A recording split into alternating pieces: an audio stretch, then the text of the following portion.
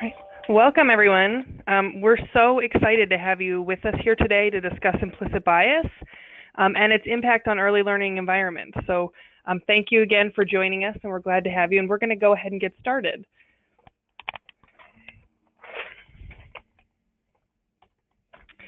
So again, we want to welcome you. And today we're really hoping to share an overview of implicit bias, talk a little bit about its impact on early learning environments, and hopefully we want to talk about some strategies for reducing its impact, including thinking about culturally responsive anti-bias programs.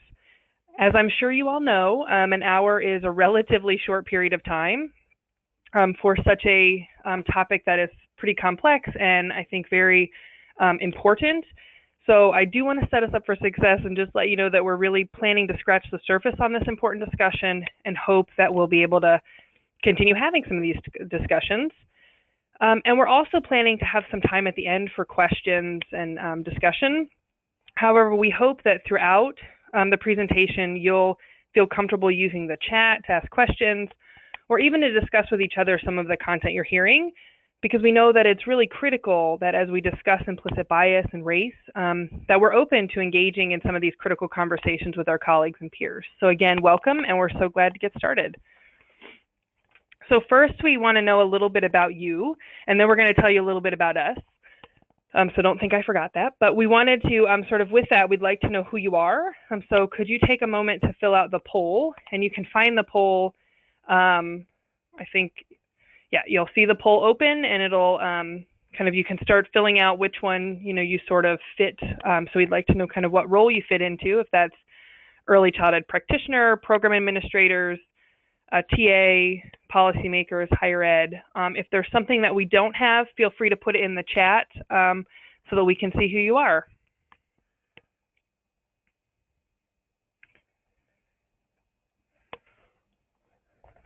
Great. So it looks like we have a lot of folks here who are doing some training or technical assistance. We have some practitioners, and we also have some program administrators. So that's great. We're so glad that you were able to join us for this conversation. Right. So maybe to give you a little bit about us, and again, I'm Megan Vinn, and I'm really pleased to be here and to be joined by my colleagues. I work at the Frank Porter Graham Child Development Institute at the University of North Carolina, Chapel Hill, and I'm the co-director of the Early Childhood Technical Assistance Center. I also serve as the vice president for DEC, and a major focus of my work is really on promoting systems change with regards to access and equity issues for young children. So specifically, I focus a lot on reducing early care and education suspensions and expulsions, and increasing high-quality inclusive opportunities for young kids. And I often come to these discussions, and I want to recognize, as I know that I think Jen does, because we're both white women, and we come to this discussion recognizing that there are people who are impacted by this subject more so than I am myself. And so I like to take a moment to sort of share that. And also to share that I think it's important to note that discussing race is something that came about for me in adulthood. It wasn't necessarily something that we talked about in my family. And so most of my comfort, or maybe discomfort, as some of you are going to be feeling, kind of happened as I was an adult. And so I've been doing this work for quite some time, but recognize there are lots of people who have different contexts and experiences than I do. And just I'm guessing that you're going to relate to. And so, like I said, in my family, we didn't talk much about race, mainly because we didn't have to, which I think is part of something to be discussed at another point, but that relates to our white privilege or advantage. But this discussion has become sort of highly relevant to my family, as my 3-year-old son and my husband are both, my son is half Vietnamese and my husband is Vietnamese. So again, I'm really excited to be presenting to you on this issue and to be doing so with my fabulous colleagues. And so I'm joined today by Jen Neitzel, who's a research scientist at FPG, where she's a co-PI on a study that's examining reliability and validity of the ECHRs. She also works on the Early Childhood TA Center with me, where a major focus of her work is on implicit bias and its role in suspension and expulsion. And sort of like me, Jen started talking about race in adulthood, so we want to sort of recognize that. And as part of the work that's being done around implicit bias, she really focuses on understanding the systematic barriers to equity for children of color. And again, when we talked about this, one of the things we talked about was that talking about race is hard and it can be uncomfortable.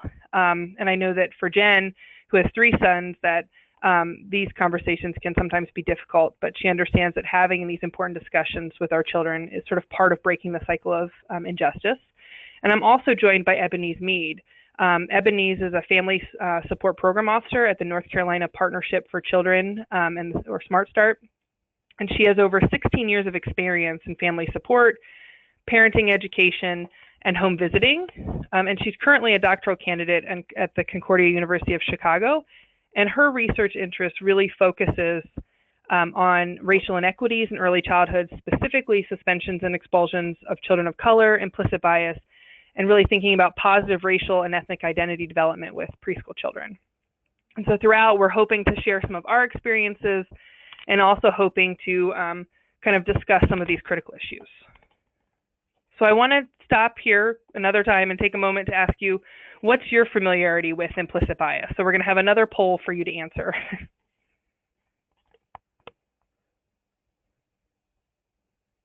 Okay. So I see some of you are very familiar, some of you are somewhat, looks like most of you are somewhat familiar. All right. Great. So it looks like we have a good mix. We're glad that that folks are familiar, somewhat familiar, or very familiar. So we're hoping that we can add to that or help you to think through this some more as well.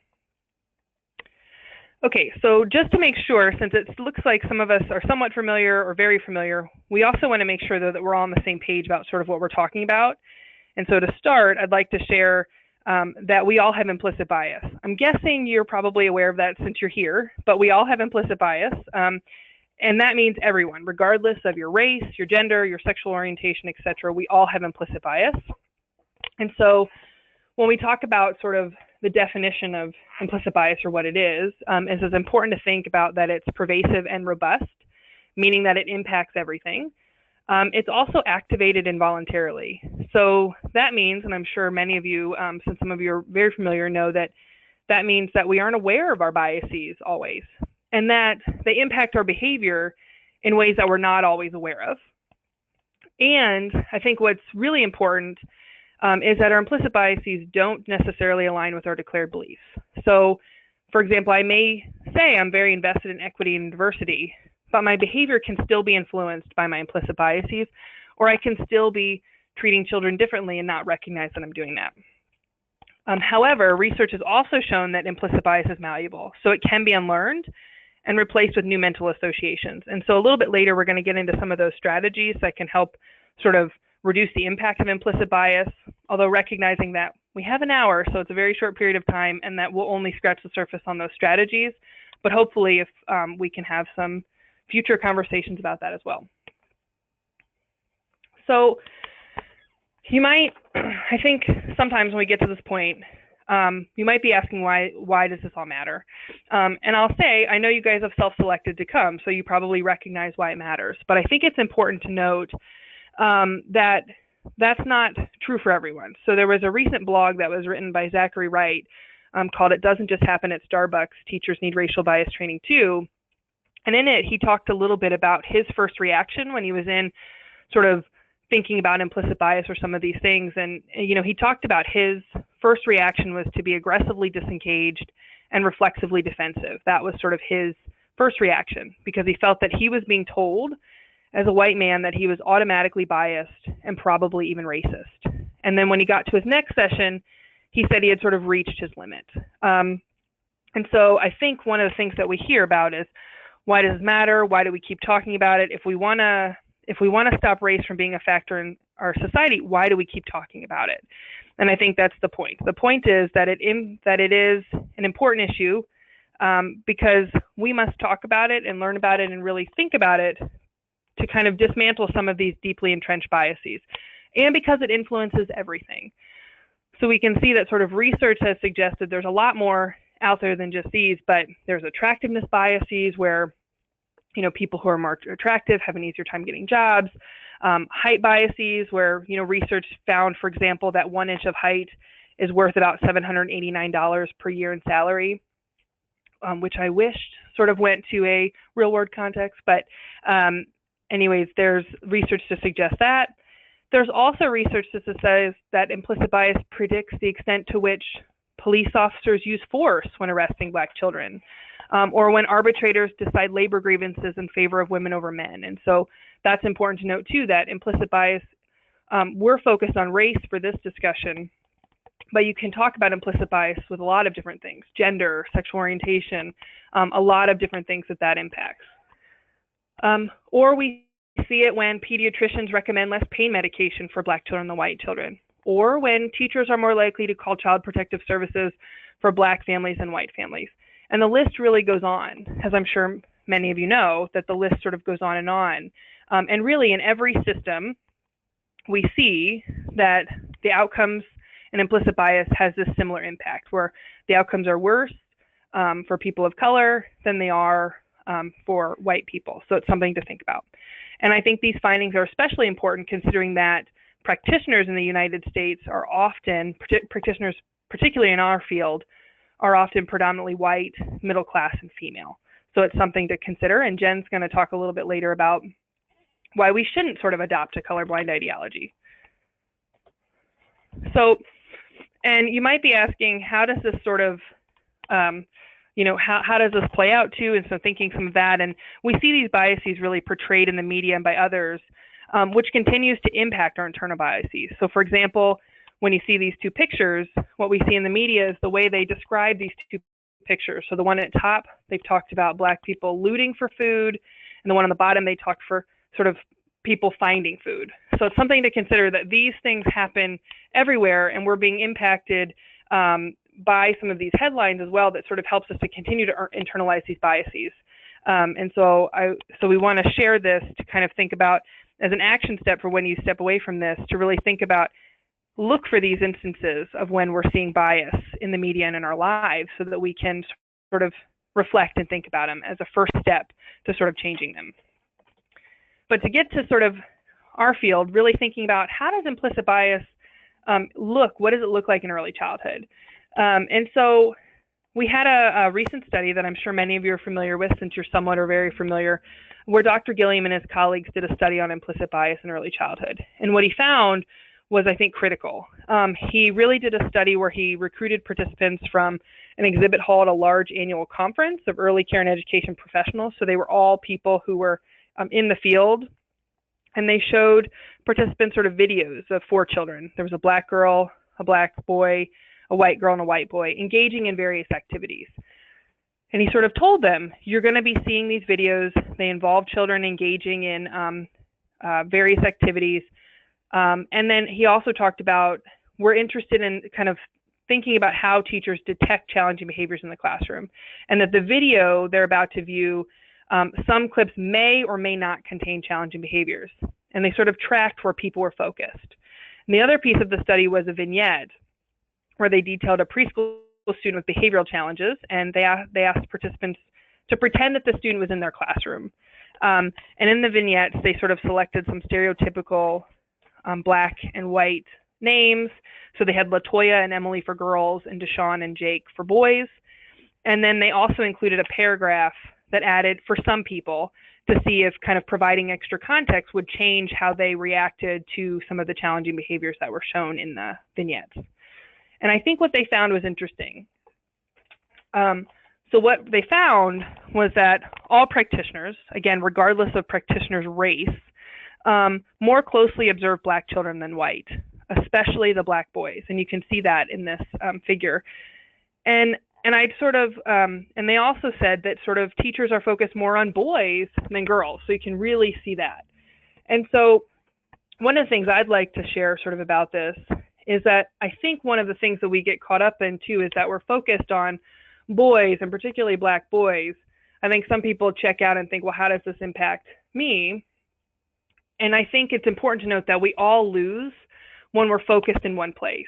Because, for example, for white girls and Black girls, we're not focusing on them, so they may or may not be getting the support that they need because we're not focused on them. So it's just something to keep in mind, that nobody's really winning when we're focused more in one place than we are in others. The Gilliam study also found two other important findings. One was that implicit bias appears to differ based on the race of early educators, where white teachers appeared to hold Black preschoolers to lower behavioral standards than Black teachers. And I think this is critical because, as I'm sure you all know, that it's important to note that when we have low expectations for children, that can lead to less favorable outcomes over time as well. And the other key finding was the idea of some of the same race empathetic response, which showed that adding background information, so that context information that I talked about, it only helps for teachers of the same race as the child. So, for example, white teachers felt the behaviors were not as big a deal for white children when they had that added context, or that the severity of the behaviors wasn't as severe when they had that added context, but felt the behavior was worse in severity when background information was included for Black children, meaning they were less empathetic. So again, those are really important findings that we need to be aware of and be thinking about. And it's also important to note that studies, this isn't new, so there are studies that span 40 years that show this disparity. I think it's relatively recent, for example, in early childhood, that we're talking about how that connects to implicit bias, although there's a lot more in other fields in K-12 as well on implicit bias and how we're seeing this inequity in education. And another thing is we see this as well when we look at the Office of Civil Rights data collection that in 2014 started adding some data collection on preschool, where they sort of looked at preschool for the first time to see they were looking at data on had at least one out of school suspension, had more than one suspension, were expelled or received corporal punishment. And what they found was that the data in the past few years, the 2014 and 2016, were similar, in that we saw patterns of racial and gender disproportionality, including that Black preschoolers were 3.6 times more likely to be suspended than their white peers. And I'd sort of like to note at this moment that I think the problem is probably a lot worse than this, mainly because this data was collected from all public local education agencies. And I know you're all aware that in early childhood, not all children are being served in school settings. And so this doesn't account for Head Start, child care, private preschools, et cetera. So I'm going to stop and take a quick moment to see, what do you think of these data? So to get some information from you on what you think about these data.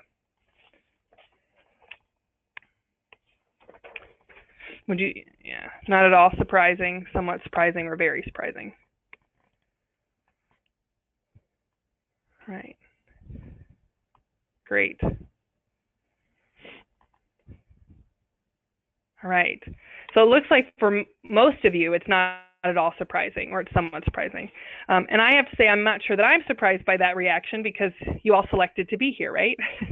So I'm glad to see that it seems like you're aware of the issue and invested in sort of this issue as well. So this information, I think what's critical about it is because it really perpetuates what we're calling the cradle to prison pipeline. It's been called preschool to prison pipeline, a lot of different things, but I think it starts in the cradle. And what we're finding is that these exclusionary practices really result in interrupted education. They increase the likelihood that Black children experience repeated suspensions and expulsions, and they definitely increase the likelihood that a student drops out, or it can be related to later academic achievement issues. So it's something to think about, that this impacts everything. And it doesn't just impact discipline. A lot of times we focus on discipline, but it also impacts our instructional practices, where we've seen that students of color tend to experience lower quality instructional practices than their white peers, or they have experiences in lower quality activity settings and receive fewer rich and stimulating experiences than their white children. And I think something that comes up for us as we do some of these presentations is, you might be asking, what about poverty? And I think it's, or you might be asking yourself a lot of but questions, excuse me. I think you probably aren't, but some of the people that you're working with do, since I saw many of you do training and technical assistance, because I think you're all here. So again, you've self-selected to be here, but you're working with people who are going to be at this point asking themselves many but questions. And people ask, well, what about poverty? And yes, poverty plays a role, but it's important to note that racial disproportionality remains even when you control for poverty. Research has found that. The other thing is maybe people asking, well, aren't Black boys just more violent? And no, there's no evidence of different sort of base rates of behavior for any subgroup. I think, and you, and knowing that we're all here with DEC, might be asking, it's just a handful of students, so can't we just put them in individual plans? Since we love individualized education, which is important. But no, although it may be a few students in different programs, the larger patterns are clear when you add up the district, region, and state. We're seeing this across the board. And then I think the last one is one of the ones that comes up a lot when we have these conversations. Are you saying that all practitioners are racist? And no, that's not what we're saying. What we're saying is that research indicates that this disproportionality comes from implicit bias that we probably aren't aware of and doesn't align with our declared beliefs. So no, we're not saying that. And I think it's important at this moment to note, what message do we give children about their worth? So I think I'd like you to reflect, maybe after this presentation or thinking about this information afterwards, what messages are we giving children about their worth if we're systematically excluding them, which is what we're doing. The children that most need access to early childhood programs have challenges gaining access and are more likely to be kicked out once they're there. So thinking about what message does this send to them and their families? And I, for one, think it sends a strong message that they're not welcome. And I don't usually like to read slides, but I'm going to read this one. This one says, by kindergarten entry, many children have been labeled and sorted into categories according to behavior, which has negative effects on children's self-worth, their perception of school as being safe and supportive, and is directly related to chronic absenteeism and suspension. And so I think, again, really thinking about what message does this give children about their worth. And at this point, I'm going to turn it over to Jen to sort of talk a little bit, start our conversation about strategies and what we can do about it. Okay, thanks, Megan. Hi, everybody. This is Jen. So I'm going to start us off a little bit talking about colorblind ideology before we move into some of these strategies that we can use to unlearn our implicit biases. But it's really important when we're talking about implicit bias to understand colorblind ideology and the detrimental effects it can have on promoting equity in early learning settings. What colorblindness suggests is that the best way to promote equity is by treating all individuals as equally as possible without regard to their race, culture, or their ethnicity. And many of us, I know, including myself, were taught within our pre-service early childhood programs to not see color.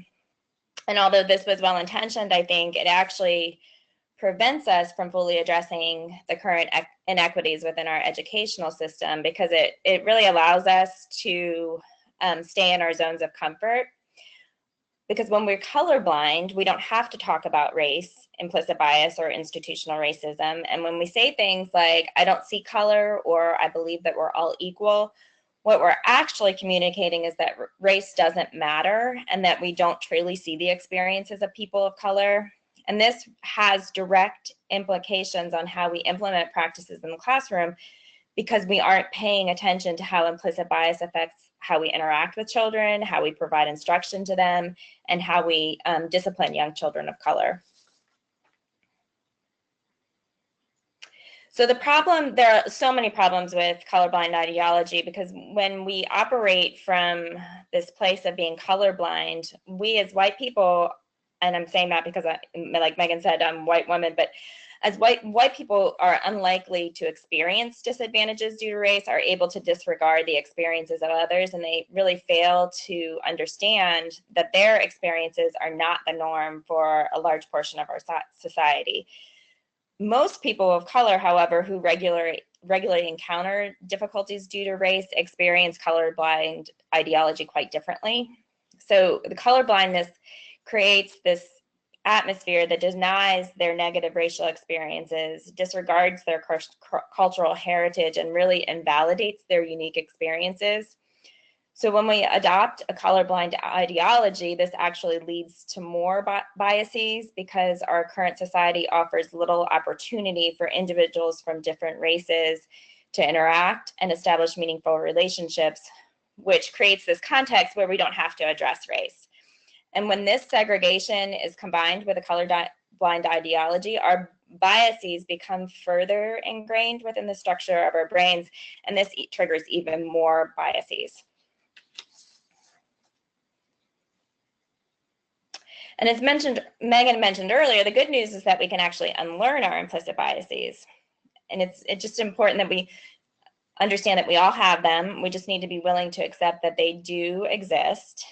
And this creates an environment where we can begin to make ourselves more aware of our biases and when they're triggered.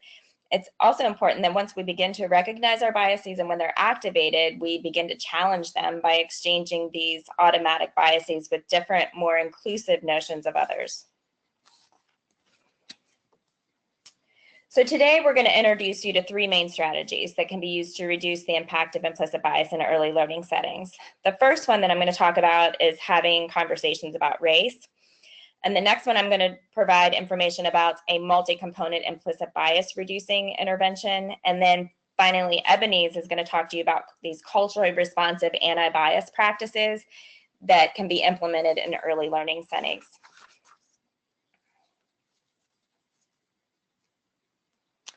So a promising approach that we often talk about when we do these, when we do presentations and workshops is that having conversation about race can be used with teachers and other program personnel to talk about, have hard discussions. Educators, particularly white educators, often struggle with talking about race and racism, but having these open, honest discussions about these topics has actually shown to alleviate some of the implicit biases that influence racial inequity in schools. By not discussing race, like I said earlier, in educational settings, this colorblind perspective is perpetuated, which contributes negatively to the school or program atmosphere and equitable treatment of young children. For these conversations to be successful, though, there are 3 conditions really need to be in place: and intention, attention, and time. And with intention, teachers acknowledge that they possess unconscious biases and are motivated to change them. School or program personnel then pay attention to when stereotypical responses or assumptions are prompted. And then finally, teachers need time to talk about race and the potential disconnect between their automatic associations and the actions within the classroom. And these discussions, when these conditions are put into place, they really need to be conducted in a thoughtful manner so that school or program personnel and early childhood educators feel comfortable sharing and engaging in dialogue about how their biases may be affecting their teaching practices, because these discussions can be really uncomfortable at times. But the goal of these activities is to support early childhood personnel as they hear information about disparities, analyze the potential causes, and design solutions and practice intervention strategies. Open conversations about race really provide this context for altering the overall atmosphere within schools or programs. And when teachers are comfortable talking about race, then they're going to be comfortable talking to children about race. So that's why it's really important that we all become really comfortable with having these types of discussions. So openly discussing issues related to these racial disparities and implicit bias promotes reflection about ways to lessen racial inequity and unequal treatment. School and program administrators can encourage the self-reflection by providing, like my new favorite are these TED Talks, and which in the materials tab, I think, yes, in the materials tab, there's actually a resource handout that we provided, and there are a bunch of TED Talks that you can access there. And I actually think that they're better for providing discussions about race than readings, because they're like 15 minutes long, and then you can watch them and then have discussions about them. But you can also provide readings, and then about the history of racial inequity in schools and the factors that contribute to the lack of educational opportunities for young children from minority groups. But I really am going to, the TED Talks I think are the best way to go. They're really powerful. So this self-reflection on the part of educators helps them identify their patterns more accurately and work to eliminate them. But when we ask educators hard questions, teachers and administrators come to understand how learning opportunities and teacher-child relationships and disciplinary actions actually may be unequal and need of change in the classroom. So having these conversations about race is a good first step in overcoming implicit biases, but they're not going to be enough if we're truly going to address inequity in early education settings.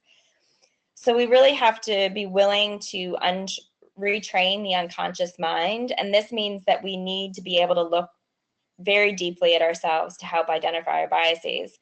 This can be really difficult because it often means accepting some hard truths about ourselves and our society, but we need to continue to push through this discomfort so that we can begin to understand and redirect our beliefs. And it's important that we don't suppress thoughts and actions when they occur, because this allows us to stay in this colorblindness and avoid addressing the root causes of racial inequity in our education system.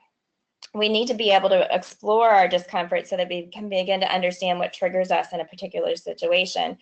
It might be during transitions, such as cleaning up or after free play or leaving the classroom to go outside. Implicit biases often are triggered when we're stressed and need to make snap decisions. So it's important to be particularly vigilant during these times because they can be stressful.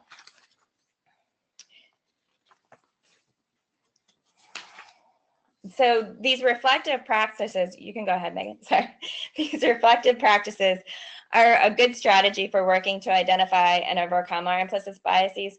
With this approach, we describe what happened in a particular situation when our implicit biases were triggered. So what was the setting or the activity? What were all of the children doing during this time? Did implicit bias affect disciplinary practices, how you provided instruction or expectations for a certain child? Did your biases impact your interactions with a certain child in a negative way? And after that, you can begin to explore how you are feeling. For example, were you highly stressed, anxious, or feeling overwhelmed? Were you angry? This information really helps you to evaluate whether the result of the incident was good or bad and what sense you can make of it. How do all of the pieces fit together? For example, maybe you were overwhelmed with the activity level of the children when you were lining them up to go outside and you harshly disciplined a young Black boy even though he was acting the same way as all of the other kids. And this really helps you determine what you could have done differently and what you can change in the future.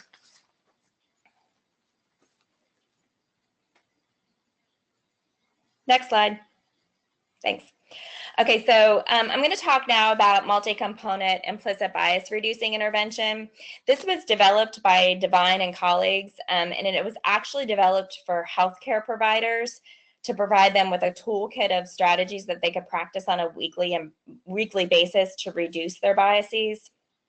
And although it wasn't initially used in educational settings, it's really easily implemented.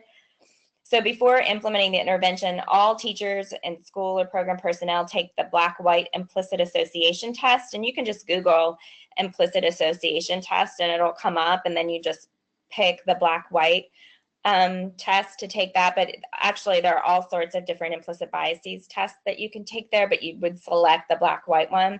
And this implicit association test is actually just used to prompt self-reflection about any underlying biases that might be present. And following this, then 5 strategies are provided and examples are given about how you might use them in everyday settings. So with these 5 strategies, what happens is teachers and other early child professionals can work to unlearn their biases throughout the week. So with stereotype replacement, teachers recognize that their response to a child behavior was prompted by stereotypes they might have about young Black boys being more active or aggressive than young white boys.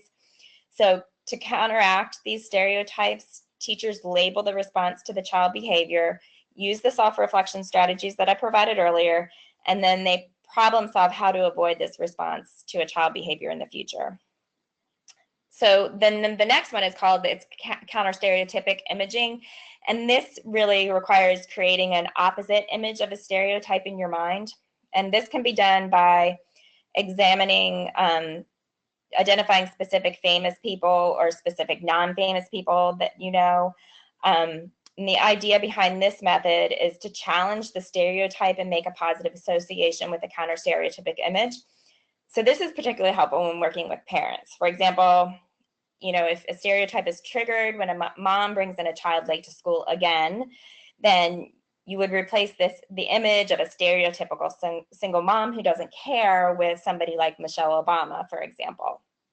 Now, with individuation, this is a process of giving individuality to people from a certain group, and this helps us prevent making biased inferences about certain people. And this technique involves obtaining information about individual children and families instead of making generalizations about them. And so when you use this strategy, you really make a conscious effort to avoid making quick decisions based on stereotypes. So instead, you gain specific information about the family, including their experiences. And this really helps us to see children and families as individuals with specific life experiences rather than lumping everyone into one group. The next one is perspective taking. And the idea behind this is to lessen automatic group-based judgments and improve closeness to particular children and families. So this strategy really involves taking a first-person perspective of a child or family, and this helps us empathize with and understand the implications of the stereotype. So what you do is you focus on the child or family who you're struggling with. For example, if you want to overcome bias against Black children and families, then what you would do is you would imagine what it would feel like to be considered less motivated or inadequate simply because you have brown skin. And then the last one is increasing opportunities for contact. And we've provided this strategy before, and I think this is one of the most difficult ones right now because our society is so segregated. It's actually the most segregated it's been in history.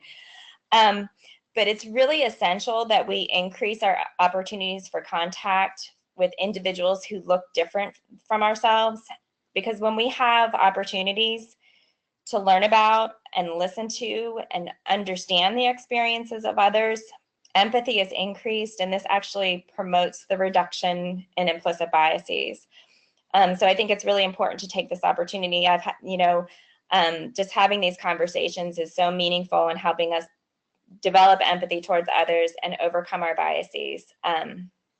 But now I'm going to turn it over to Ebenezer, who is going to talk about culturally responsive anti-bias practices. Hey, hi everyone. So as Jen mentioned, I'll talk more about culture and culturally responsive practices and anti-bias education. So we're going to start with culture as it provides a framework to help us understand development and behavior. So as we know, culture is a huge part of our life. It influences how we respond to people, how we interact, our manners, our values, how we communicate, our worries and our fears. It's important to note that we take our cultural selves into the work that we do with young children and families who may or may not look like us, but it's also important to note that young children and families bring their cultural selves into the early learning environment. So while culture provides a framework for understanding development and behavior, not all members of the same cultural group behave in identical ways, nor do they identify with their culture to the same extent. So I think that's really important for us to just take note of when we are looking at culture as a framework for understanding development and behavior.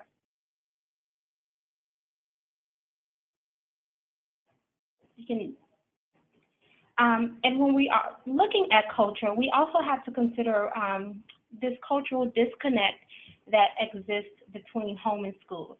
I think my colleagues alluded to it a little bit earlier, and there's something, institutional racism that exists in our society, and our early childhood education programs are rooted within the white European American culture, and it influences things like the curriculum, the instructions, our practices, and our policies. It influences the overall learning environment. And so when we're thinking about building equity and having equitable environments, we have to think about how institutional racism impacts the culture, the norms, the values, and beliefs, how it plays a role in implicit bias, and how that can influence disciplinary practices, the teacher-child relationship, and instructional practices in the early learning environment. It's also helpful to know that there are different cultural orientations. As I mentioned earlier, children and families, and we ourselves as practitioners and professionals, we bring our cultural selves to this work. So communities of color oftentimes operate out of what's considered a collectivistic kind of cultural orientation. And how this plays out in an early learning environment, you can see things like group success is celebrated and valued, and interdependence is and group responsibility is highly valued, and children's work may be displayed together in a group. Whereas opposed individualistic, what we often have in our Western society, we value more individual achievement, and that's recognized and celebrated. And we really push young children to be autonomous, so independence is an important goal, and children's work may also be displayed individually. So I think, again, when we are talking about equity and equitable environments, it's helpful to have this cultural frame to help us think how we can have more equity in our environment. And to help us be more culturally aware, there are several cultural awareness trainings that happens, throughout our nation. And part of this cultural awareness training is really helping practitioners, administrators, and educators become more culturally competent. And being culturally competent is having the ability to recognize one's own culture and having the ability to respond respectively and effectively to cultural differences and similarities. So what does that actually look like in practice? That looks like being aware of your implicit biases and how it can contribute to systematic racism. Again, being aware of your own culture, being aware of the culture of the children and families that you serve. And that's not to say that administrators and practitioners and teachers have to be cultural experts of all of the children in their classroom, but it's saying that there should be some working knowledge of the different cultures of the children and families that are served.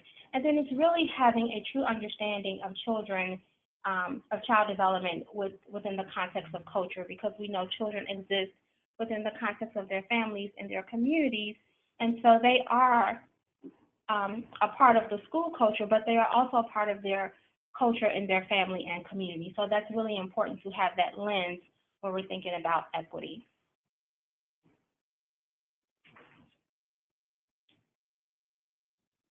And again, cultural awareness involves the ability to stand back from ourselves and really take a look at our own culture, our own beliefs, and how we bring that to the work. Also being aware of the different cultures, again, of the young children and families that we serve, and how we could be projecting our own values onto other children and families in the programs that we serve.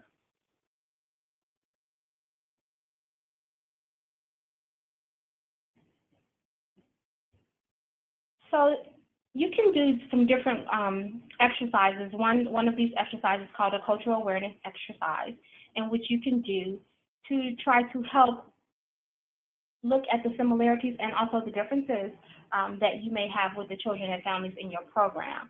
And so one of the things that you can do is list the different, your ethnicity, your race, all of those things, your sexuality, because we know all of that is intersecting.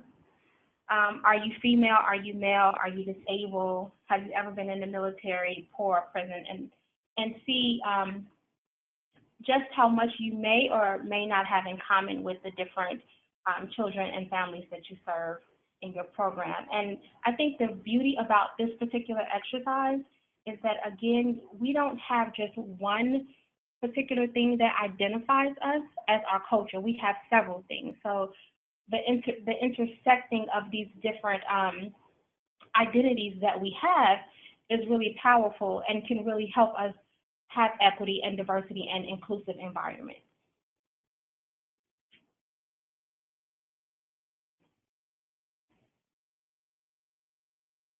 So there's been a lot of talk of creating culturally responsive anti-bias programs when we're talking about equitable environments for young children.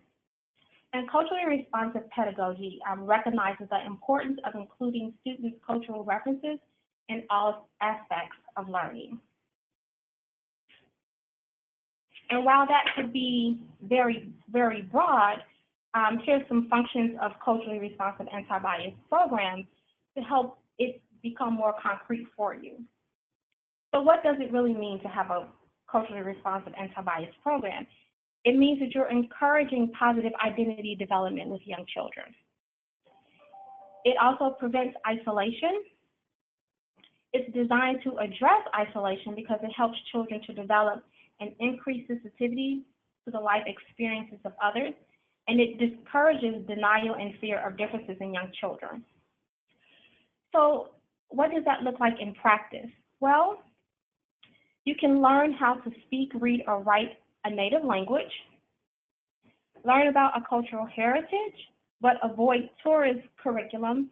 And tourist curriculum is when we often celebrate maybe like one particular holiday out the month, like maybe Black History Month, or we celebrate one particular person like Martin Luther King, but we never revisit that particular cultural group or include it into the daily instruction. We only visit that particular person or that culture at that particular identified time. And we can also recognize the accomplishments and contributions of people of color and include that into the daily instruction when we are educating young children.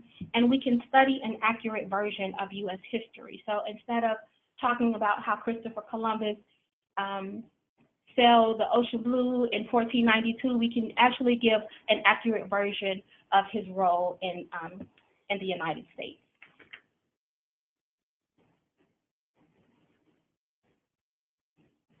So there are some components of culturally responsive anti-bias practices that educators and practitioners should be aware of. And I'm not going to read these 4 bullet points to you, but while these bullet items are the foundational components of culturally responsive and anti-bias practices, the focus of equity is about all children. It is a deep-seated belief in the importance of justice for all children. And so when we do positive relationships with families or encourage social emotional learning for young children, we're doing that for all children. As Megan said earlier, when we just focus on a particular gender, we're just looking at Black boys, we all lose because other young children are not getting the same support. So having equity is not just for children of color, it's for all children. And culturally responsive anti-bias education includes concepts of fairness, equality. It reduces prejudices and biases in an effort to promote a diverse, inclusive, and welcoming environment. We talk a lot about diversity and inclusion, but I think sometimes we miss the mark on welcoming. Are our environments welcoming for the children and families that we serve that may or may not look like us?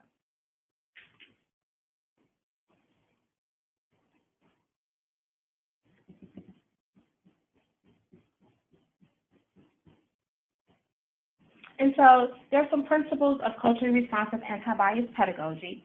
One is to recognize the importance of including children's cultural references in all aspects of learning. That learning takes place within the context of culture.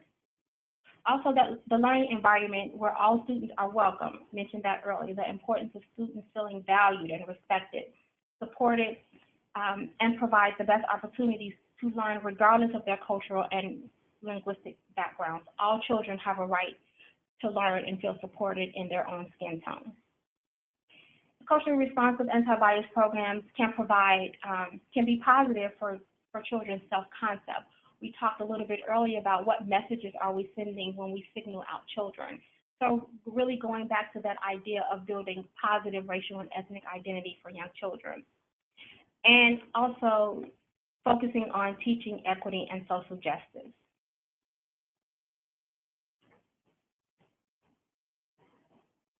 So oftentimes, practitioners and educators and administrators think that children are too young to talk about race. But what we know is that research has proven that children as young as 6 months, they are cognizant of race.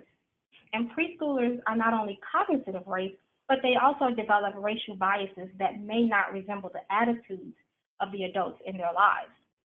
So as Jen mentioned earlier, before we can have these robust conversations about race, teachers have to first become comfortable talking about race themselves, and then be able to incorporate into the daily instruction of their classroom.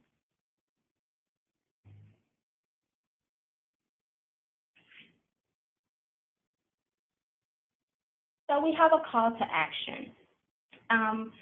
As Megan and Jen pointed out earlier, that they wanted to bring their privilege to this space as white women.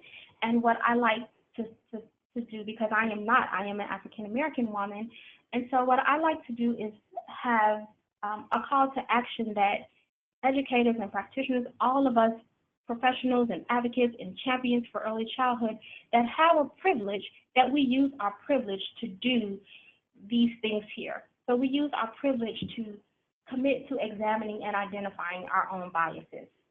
We look for subtle messages in biases, those microaggressions that happen every day around us. We seek accurate information about the cultures of children in our classroom. Again, this is not saying that you have to be a cultural expert or know everything about the children in your classroom, but to have some working knowledge to really help you promote equity in early learning environments.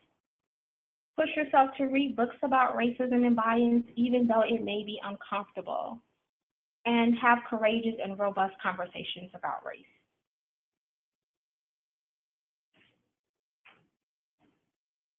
And I'd like to conclude with a quote from Carol Bronson. As schools strive to promote development for all children, those from diverse cultures as well as those from the mainstream meeting the challenge of making everyone's culture visible will do more than merely improve program practice. It will shape the entire field. As our understanding of cultural influence on the development of all people deepens, our understanding of human universals will increase. So as we work to discover the developing cultural child, we at the same time unveil the human child. And when we have an equity environment for our young children, we have liberty, we have justice.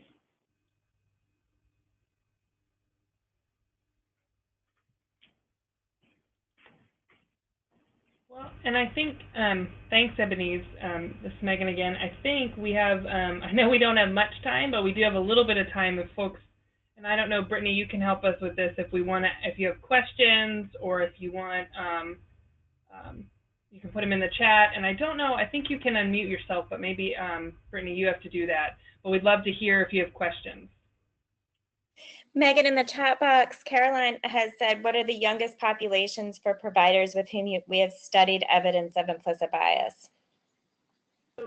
So Caroline, and I'll answer, and then Jen and Ebenezer, please feel free to jump in.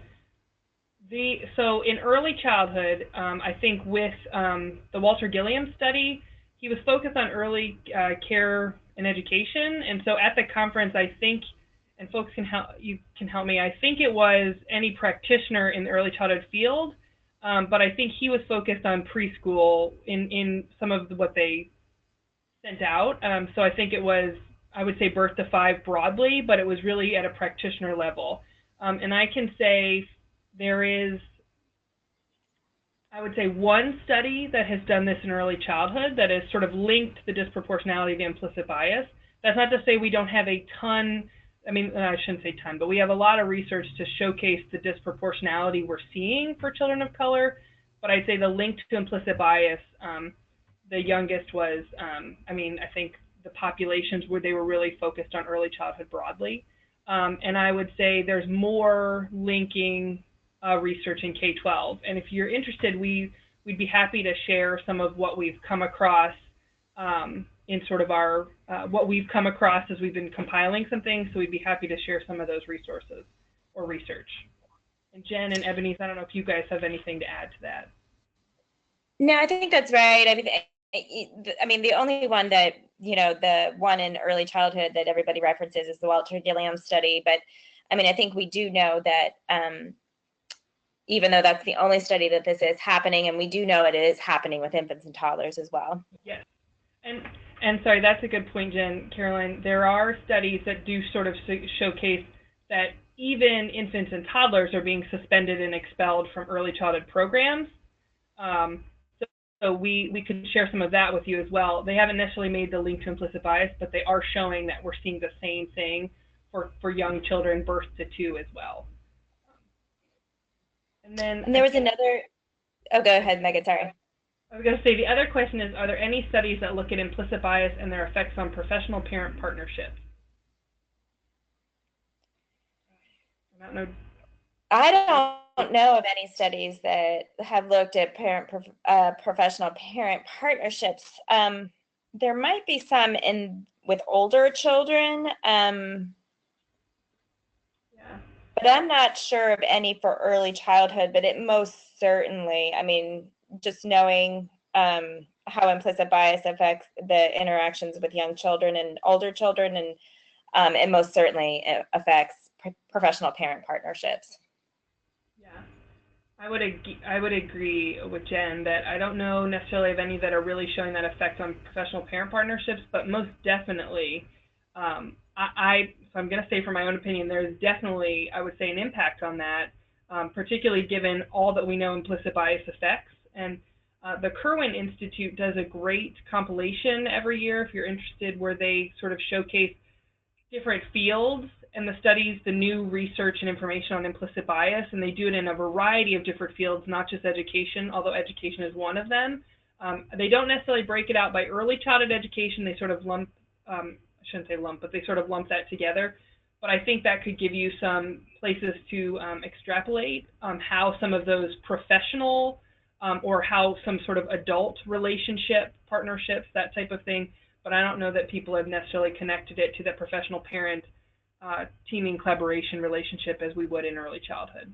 Yeah, that's right. I think. And this is Ebonice. So I am with my colleagues that I don't know any studies offhand, but I do know that there's a lot of work around the disconnect between schools and families and having that strong school-family partnership. And there's a lot of work around culturally responsive family engagement and the disconnect between that. So that may be some of that, looking at what assumptions teachers and parents have about how teachers should be involved, I mean, how parents should be involved, and how that may be different from what teachers and other professionals view of how families should be involved. So it hasn't been linked to implicit bias, but those misconceptions that are there about how families should be involved has really been prevalent in the work looking at culturally responsive family engagement. Yeah, definitely. Yeah. That's a great point. Are there any other questions or thoughts? And this is Ebonice again. I know we just have a couple of minutes, but I wanted to go back to the question when we talked about infant and toddler being suspended and expelled. I think it's really important when we're talking about infants and toddlers being expelled is looking at some of the reasons why, and some of those challenging behaviors like excessive crying. It's things like that young infants, and toddlers are being expelled from the early learning environment. So things that they should be doing that's age, appropriate and developmentally appropriate are some of the same reasons why they are being expelled, at such a young age from the early learning environment. So I just wanted to make that connection to one of the reasons why infants and toddlers are being suspended and expelled.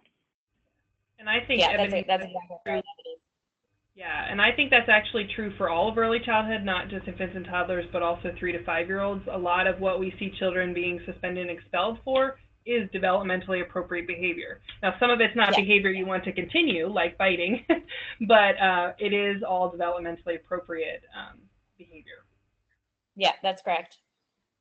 Well, and I see that we're at 3, so we really, or 3 Eastern, I should say, because I know you're from, we really appreciate you guys coming and sharing in the sort of listening and sharing in the discussion. Please feel free to email us. You have our contact information for all 3 of us. We're always happy to talk about the topic or to answer questions or to engage in conversations about something that we think is so critical. So thank you again for being on, and please feel free to email us if you would like to. And thank you again. Thank you, everyone. Thank you.